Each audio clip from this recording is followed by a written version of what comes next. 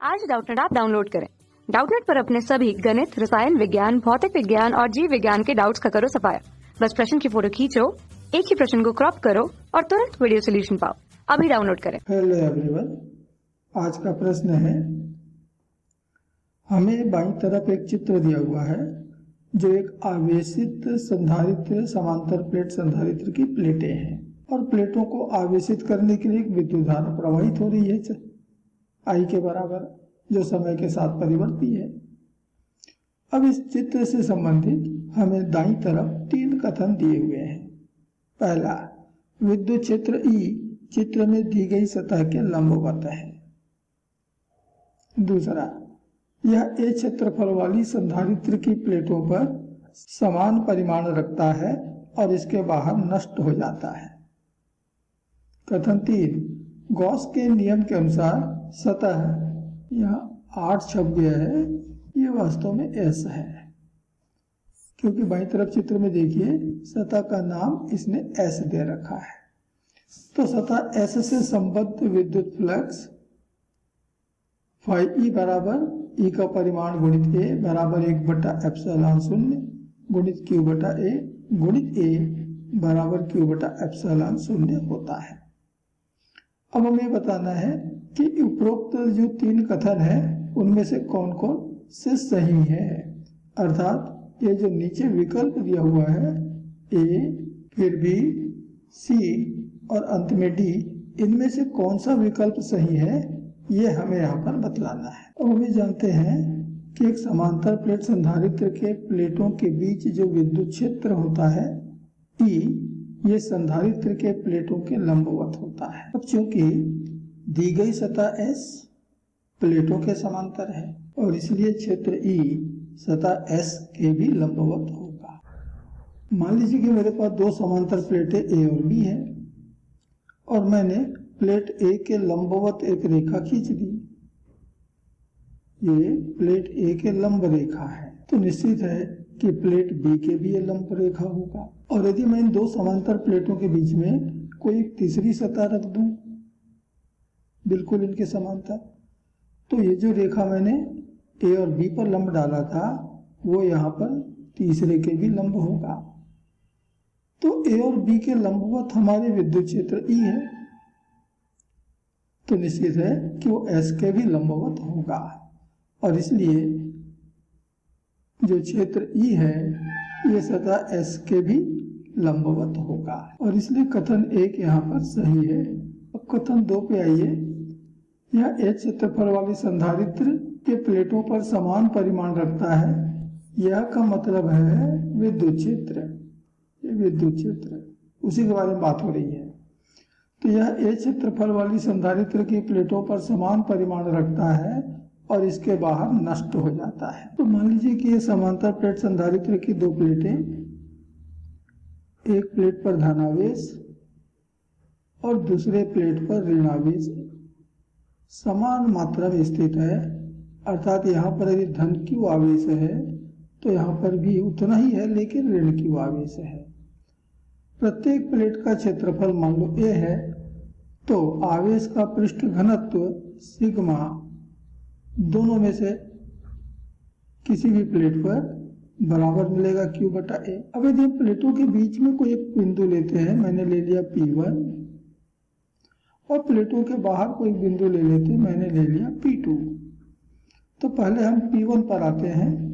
धनात्मक प्लेट का क्षेत्र E1 आवेश से दूर वाली दिशा यानी प्लेट से दूर वाली दिशा पर होगा तो दाईं तरफ मिलेगा, और ऋणात्मक प्लेट का यानी ऋणावेश का जो क्षेत्र E2 ये आवेश की तरफ होता है और तब यहाँ पर परिणामी क्षेत्र बनेगा E1 धन E2। अब गॉस का प्रमेय से हमको मालूम है कि आवेश की एक परत के कारण अपने आसपास जो क्षेत्र बनता है वो सिग्मा बटे 2ε0 के है। और ध्यान देना कि प्लेट के लिए सिग्मा एक नियतांक है, ε0 भी नियतांक है, अर्थात ये विद्युत क्षेत्र नियतांक होगा, दूरी पर निर्भर नहीं करेगा। अर्थात हम प्लेट के नजदीक रहे, धनात्मक प्लेट के नजदीक रहे, बीच में रहे, ऋणात्मक प्लेट के नजदीक यानी कहीं भी रहे, क्षेत्र E1 एक समान मिलेगा क्योंकि दूरी पर निर्भर नहीं करता। तो ठीक इसी तरह से E2 ये भी एक नियतांक होगा, अर्थात दोनों जुड़ जाएंगे और बराबर मिलेगा सिग्मा बटे एप्सिलॉन शून्य। तो दोनों प्लेटों के बीच में हम कहीं पर भी रहे, हमें विद्युत क्षेत्र मिलेगा सिग्मा बटे एप्सिलॉन शून्य, एक समान। लेकिन मैं प्लेटों के बाहर बिंदु P2 पर आऊं तो धनावेश का विद्युत क्षेत्र E1 प्लेट से दूर वाली दिशा में, ऋणावेश का विद्युत क्षेत्र E2 प्लेट की तरफ वाली दिशा में, यानी आवेश की तरफ ही बनता है। तो यहाँ परिणामी क्षेत्र मिलेगा दोनों का अंतर, क्योंकि विपरीत दिशा में आ गए E1 ऋण E2। और जैसे कभी हमने देखा है कि E1 और E2 तो बराबर हैं, प्रत्येक सिग्मा बटे 2 एप्सिलॉन शून्य के बराबर है, और इसलिए परिणामी क्षेत्र हो जाएगा शून्य। इसका मतलब कि प्लेटों के भीतर तो क्षेत्र है, लेकिन प्लेटों से बाहर निकलते ही विद्युत क्षेत्र का मान शून्य हो जाता है, अर्थात क्षेत्र समाप्त हो जाता है। और इसका मतलब ये हुआ कि कथन 2 भी हमारा सही है कि प्लेटों पर तो समान परिमाण रखता है, लेकिन प्लेटों के बाहर या इसके बाहर नष्ट हो जाता है। तो ये तो बिल्कुल सही है। अब कथन 3 पे आते हैं। तो कथन 3 कह रहा है कि गॉस के नियम के अनुसार सतह S से संबद्ध विद्युत फ्लक्स, हमको मालूम है कि विद्युत फ्लक्स फाई ई, ध्यान देना कि हम इस सतह से निकाल रहे हैं, सतह S से जो संबद्ध विद्युत फ्लक्स होगा वो हम निकालेंगे। अब देखिए सतह S चाहे जितना भी बड़ा क्यों ना हो, यहाँ विद्युत क्षेत्र जो होगा वो प्लेटों के क्षेत्रफल यहाँ से लेकर यहाँ तक ही मिलेगा। जो प्लेटों का क्षेत्रफल है उनके बीच में ही विद्युत क्षेत्र होगा, प्लेटों के बाहर विद्युत क्षेत्र नहीं होता। यहाँ पर E बराबर शून्य होगा, अभी हमने कहा। यानी कितने क्षेत्रफल में A है, विद्युत क्षेत्र है, तो हम कहेंगे कि इस प्लेट के पूरे क्षेत्रफल में सब जगह क्षेत्र E है, अर्थात A क्षेत्रफल। तो सतह S चाहे जितना भी बड़ा हो, उसका क्षेत्रफल चाहे जितना भी बड़ा हो, लेकिन जो विद्युत क्षेत्र यहाँ से गुजर रहे हैं वो इसके मात्र A क्षेत्रफल से होकर गुजर रहा है, और इसलिए फाई ई बराबर होगा विद्युत क्षेत्र का परिमाण गुणित वह क्षेत्रफल जिससे विद्युत क्षेत्र गुजर रहे हैं, तो वो परिमाण A के बराबर होगा। अर्थात यहाँ पर S का क्षेत्रफल नहीं आएगा, यहाँ पर प्लेट संधारित्र की प्लेट का क्षेत्रफल मिलेगा। अब विद्युत क्षेत्र का परिमाण तभी हमने निकाला सिग्मा बटे एप्सिलॉन शून्य गुणित A, और सिग्मा होता है Q बटा 1, हमने पहले ही कहा है, आवेश बटा क्षेत्रफल बटा एप्सिलॉन शून्य गुणित A। तो A यहाँ से ऊपर नीचे से कट गया, तो बराबर आएगा Q बटा एप्सिलॉन शून्य। और वही ये भी कह रहा है कि सतह S से संबद्ध विद्युत फ्लक्स Q बटा एप्सिलॉन शून्य होगा।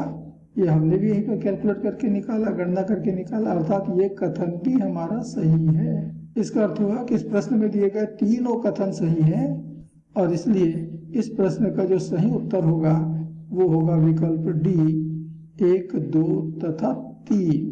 धन्यवाद। कक्षा 6वीं से 12वीं से लेकर नीट, IIT, JEE वो एडवांस के लेवल तक 1 करोड़ से ज्यादा छात्रों का भरोसा। आज ही डाउनलोड करें डाउटनेट ऐप या व्हाट्सएप करें अपने सारे डाउट्स 8400 400 400 पर।